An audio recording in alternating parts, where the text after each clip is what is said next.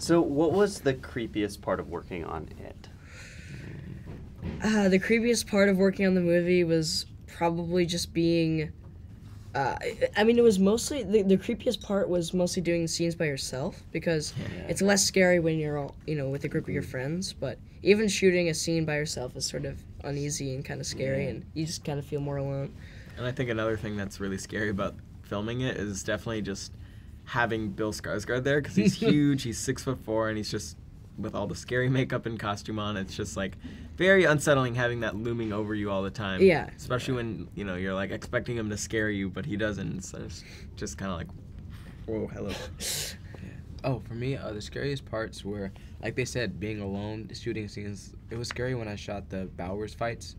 Both of those, either seeing Pennywise just shake the little hand. It's just kind of creepy. But my friends make it so much easier. Less creepy. Less creepy.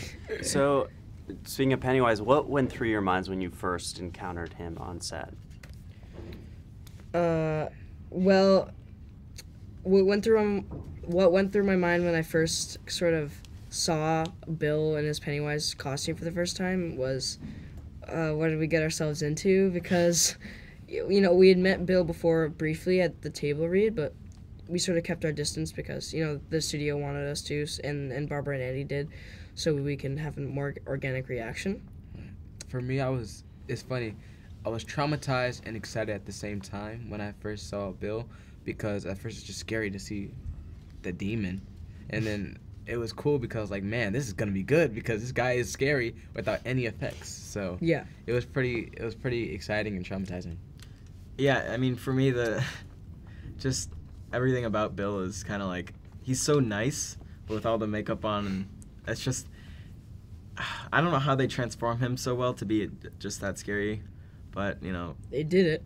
They did it, and they did a great job. So. I remember even when he did the table read. Yeah, even in the table read, it was really cool because he was like testing out. He was testing out different voices and trying to get a feel of it, and so we were like, oh, it's all coming together. Good. Oh no. Yeah.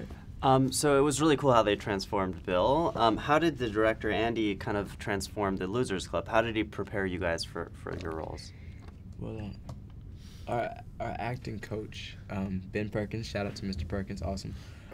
They actually gave us a pamphlet, like a huge binder for 80s, pop culture. And they did some crazy stuff with it. Like, I just read it and, like, enjoyed it, but they did some crazy stuff. Mm-hmm. Andy sort of transformed the Losers Club sort of by making us feel as comfortable as possible with each other. Ben Perkins did that the most, but Andy really made sure that we were comfortable with our characters and, could be free with them and do whatever we want with them. And I think it felt very freeing, yeah. Yeah, I mean, I agree with them. Andy is such a great person to work with, and, he's so comfortable with everything we do, so having him prepare us for those scenes was very helpful for all of us, I think. Yeah. And, yeah, as Chosen said, shout out to Ben Perkins. He's such an amazing guy, and he was also a big help on the set, so, we had Andy and we had Ben to comfort us, and it was really helpful. So what, in your opinion, sets the Losers Club apart from, like, any other clique of friends? Cool. I don't know. I'd say a lot of things, actually. The main point is that we're all outcasts. Like, none of the cliques want us in their cliques. And I like that. I just said cliques twice, but people don't want us included in their stuff, so having each other is very, very different from what other people have because we have a bond, and I know some people prefer to have tons of friends that they don't connect with very well, but I kind of relate more to the side of I'd rather have 4 best friends than 40 friends I can't trust. Yeah. So. I agree. I feel that what sets us apart from other groups is the fact that we're so strong within ourselves because even if you look at the bullies, the whole Bauer gang, they have so much discord between each other. They're really not really friends, like you said. They're really just kind of envious of each other in some degree. But with us, because we know what it feels like to be rejected, we're so ready to accept anyone who's willing to accept us. So that makes our bond so tight. Yeah. And that's why it can't defeat us like you defeated, say, the bullies. Yeah. Something you really see in the movie is the Losers Club kind of growing together as the movie moves on. Chris is here. And I'm wondering, in what ways did your friendships, from on screen, kind of spill over into real life? Did you guys become better friends as you got to know each other on set? Yeah, I think the friendships sort of developed over like a week because we had 2 weeks to sort of hang out with each other before the movie even started, and we just immediately trusted each other because we were doing like trust games with our acting coach Ben, and he was teaching us sort of how to get along with each other, and we just immediately clicked and all became friends. Yeah. Yeah, I mean, oh, sorry. No. Okay.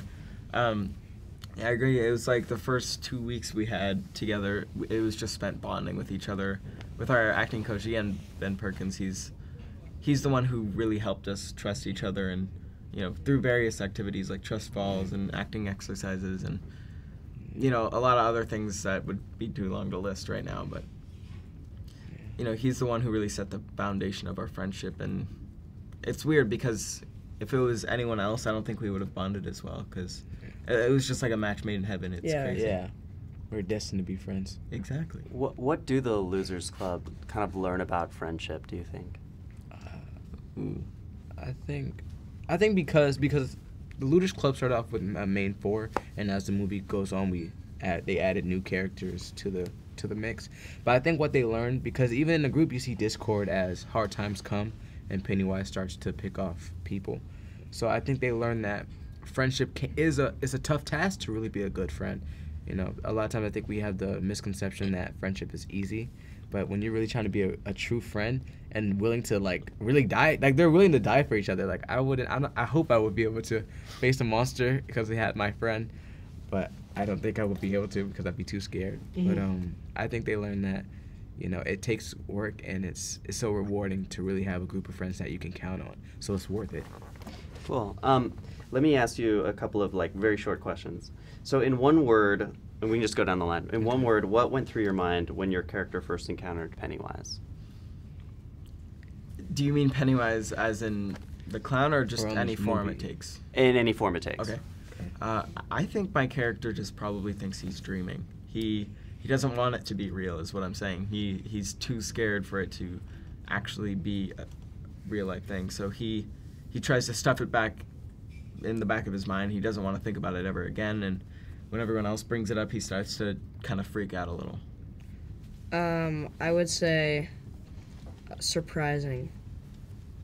I think my character was just kind of just depressed in the sense of, because it relates to his family. I think he would actually wanted to see what it was because he's so longing for the rest of his mom and dad, and yeah. Cool. Thank you guys Thank so you. much.